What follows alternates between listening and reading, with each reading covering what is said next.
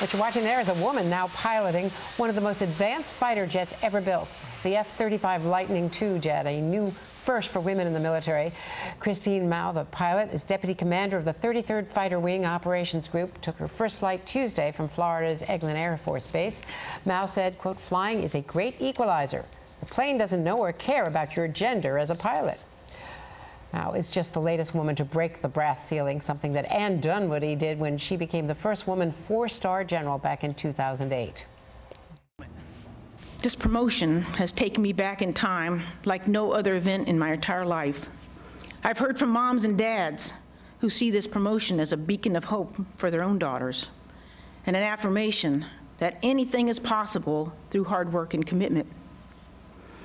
And I've heard from women veterans of all wars, many who just wanted to say congratulations, some who just wanted to say thanks, and still others just wanted to say they were so happy this day had finally come. Retired 4-star General Dunwoody has now written about it in her new book, A Higher Standard, Leadership Strategies from America's First Female 4-Star General. And General Dunwoody joins me now. Thank you. It's so great to see you. Great to meet you. Thank you for your service. And congratulations on the book. What lessons did you learn after your stellar career in the military about breaking that brass ceiling? You know, in my home, my household, I never heard the word brass ceiling or glass ceiling. So my mom and dad taught me I could be anything I wanted to be with hard work and commitment. And that's kind of was my journey in the military, one job at a time and with many firsts. And your father was a great mentor and role model as a World War II veteran. Yes, he was a 3-war veteran, World War II, Korean War, and Vietnam. He's still alive at 96.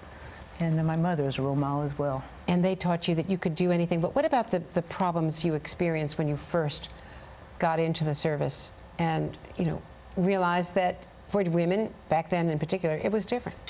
Yeah, it was different. Matter of fact, when I joined, it was the Women's Army Corps. So it was kind of a separate army for women who decided to serve. And then they disestablished the WAC Corps, and it began the integration of women into the military. And that was exciting to me because no longer were we just inspecting women soldiers. We were now inspecting men and women. We were commanding outfits that were fully integrated. And the charter, and I think the journey of all the women that came in at that time, was to pursue that integration. And when I look back on almost 4 decades and I think about where we were to where we are today, it makes me smile. The doors continue to open. What about women in combat roles? Because it happened almost unofficially. They were forward based, forward deployed, and as front lines disappeared, they became, you know, they were in combat, whether in the air or on the ground. You're absolutely right. I think the policy is finally catching up with reality. And women have been, you know, when we got rid of the linear battlefields where front lines was the dangerous part and the rear area was the safer part, now it's asymmetrical battlefield where no soldier, female, male, is safe, and every soldier is a rifleman first. And we've lost, when I retired, about 150 women on the battlefield, you know, driving convoys, getting blown up. And so I think the policy is finally catching up to the reality. And I never wanted to be a combat arms or a ranger. I wanted to jump out of airplanes. But there are women that really want to do that. And I believe if they're capable, like the jet fighter you just saw, my niece is an A-10 pilot. If they're capable, if they can meet the standard, they should be allowed and given the opportunity to do that.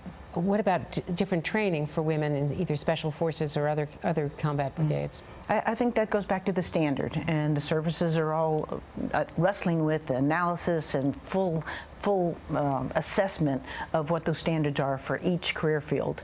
And as they do that, it can't be one standard for women and one standard for men. It has to be the standard for the mission, and those that meet the standard for the mission should be able to. And the issue of sexual assault and the way the Pentagon has dealt with it, and we have women senators now on both sides of the argument, but really pressing the case.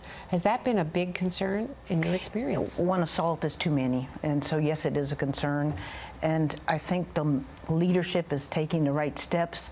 You have to stay on, it's a continuous thing. You have to stay on it, monitor. You can't have an issue, put a Band-Aid on it, and then go back to normal. It's something you have to keep your eye on the ball all the time. And I think the chain of command should be held accountable and responsible. I appreciate what Senator Gillibrand and Senator McCaskill have done to bring spotlight on this issue. It's very challenging and disturbing, but I think ultimately the chain of command has to be held accountable and responsible for stamping out this this issue in the Army. Well, General Dunwoody, congratulations again. Thank you for everything, for the role model that you are, and we look forward to your next chapters. The book is A Higher Standard. Thank you so much. It's great to be here with you.